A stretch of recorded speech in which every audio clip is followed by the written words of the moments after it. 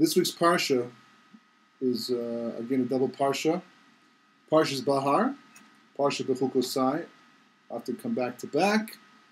And the first Parsha, Parashas Behar, starts off talking about the mitzvahs of Shemitah and Yovel and halachas of an Eved and a house in a walled city, property.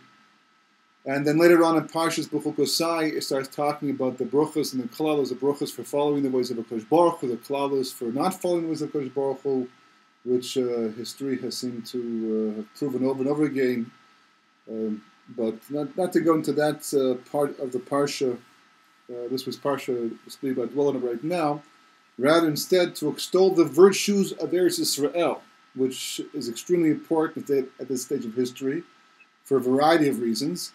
But like a lot of things, there's always the Pshat, Remez, Drush, and Sod, Pardes, right? Pardes stands for, means paradise, or means orchard actually, but the English word paradise comes in the word Pardes because the original paradise, Gan Eden, was in fact an orchard. But of course, Pardes, as the Arizal explains, stands for 4 different levels of Torah: Pshat, Remez, Drush, and Sod. Pshat is the simplest explanation of the verse. Remez is a hint to a deeper meaning, that you can see there's a distinction, there's something there, but you can't quite understand what it is until you investigate, but it's visible to the eye. Drush, from the word lidrosh, which means to investigate. Medrash, going deeper. Not necessarily things you can see on the surface by looking at the verse or the Gemara on the surface of it, but if you investigate, go deeper, or even Masorah, then you can see there's much more to what's going on here than actually meets the eye. And then, of course, you have Sod, which is Kabbalah, and coming off Lag BaOmer, Rabbi Shimon Bar Yochai revealed the Zohar, like Ba'omer, the Arizal later on came on to explain it, Rav Moshe Cordovero, Ramak, different Mekublim through history, and Sod, contrary to what most people think, people deal with Sod Ki'ilu, it's Medrash. In other words, the real Pshat is what Rashi explains and the simplest explanation of the verse. I mean, that's Pshat. The truth is that that's not usually how Pshat works in life, or when it comes to Torah, meaning that very often Pshat is just the smoothest, simplest explanation, but it leaves out a lot of details, and for that reason, a lot of times you have contradictions. The Gemara in Yuma says there's 5 verses, we don't understand exactly what they mean at this point in time. We know what they say, but we don't understand exactly what their kavanah is. And Sod explains exactly what the kavanah is, because Sod is the truest, most accurate, most complicated perhaps, and most subtle explanation of a verse, of a concept, but it's the basis of reality. The same way, for example, that simple physics, simple physics explains reality too, and quantum mechanics goes much deeper. It's the basis of modern physics, of simple physics, meaning that it's behind everything, even though the physics itself is superficial. So anybody who only remains on the level of grade 9 or grade 12 physics is not going to get the most accurate description of reality, but quantum mechanics will actually allow a person to go below the surface and see the true story behind the story. That's what the Sod represents, is the story behind the story. And having said that, it's important because Eretz Yisrael, going back to the time of Meraglim and all through history and all, over and over again, the Pasuk says, right, Atat takum terchem tziyot.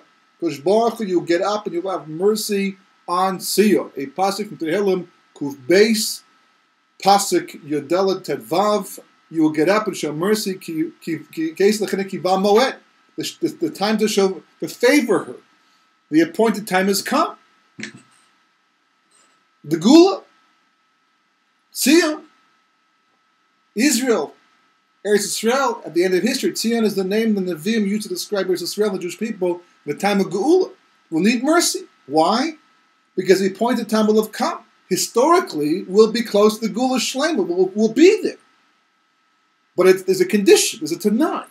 Ki yiratzov of dechas of neha, because your servants have they want your stones. They cherish your stones. They desire your stones.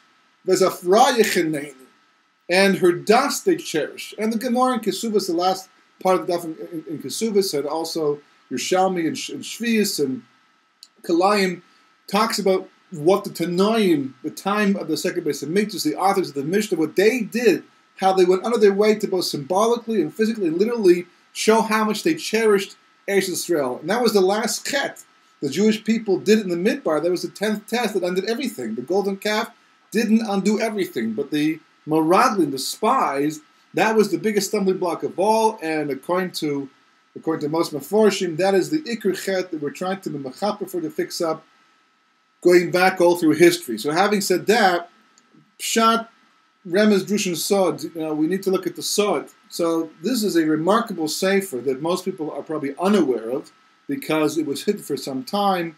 Someone I know personally who took the microfiche and rewrote the sefer, or at least we set up for a new printing.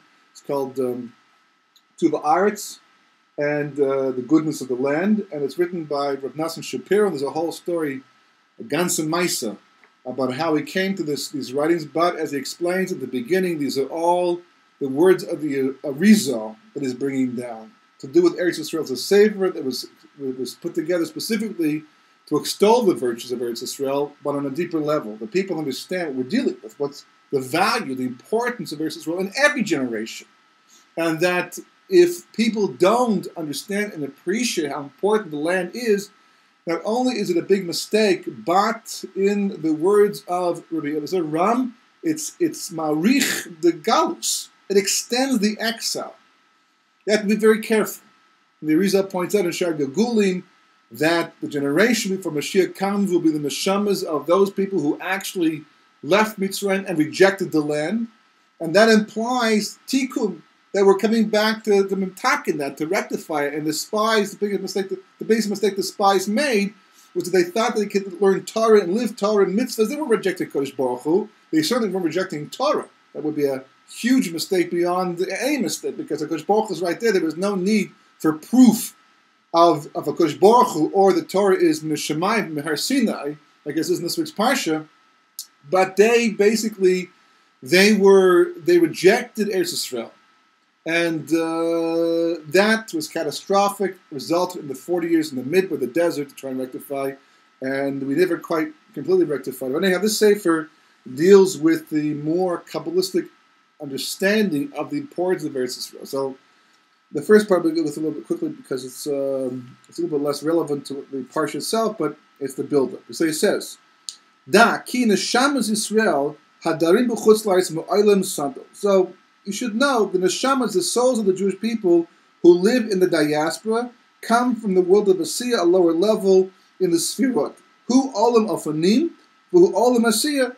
That's the lowest of the four worlds, spiritually speaking, right?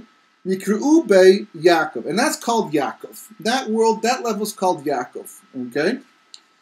Yikru avadim, and they're called avadim. They're called servants. Nikru'im eved ivri. They're called eved ivri, a Jewish servant, like an indentured servant, shechashbonu nachash, which has the gematria of nachash, the gematria of the snake. Why? Bifnei shehein tachas aklipas kamo shivar acharkach. Because living in the diaspora, the angels whose job it is to supervise and take care of the nations of the world outside of Eretz Yisrael, so it's from the side of Tumah, spiritual impurity, from the klipot. So therefore, you're living there, you're also under its rulership.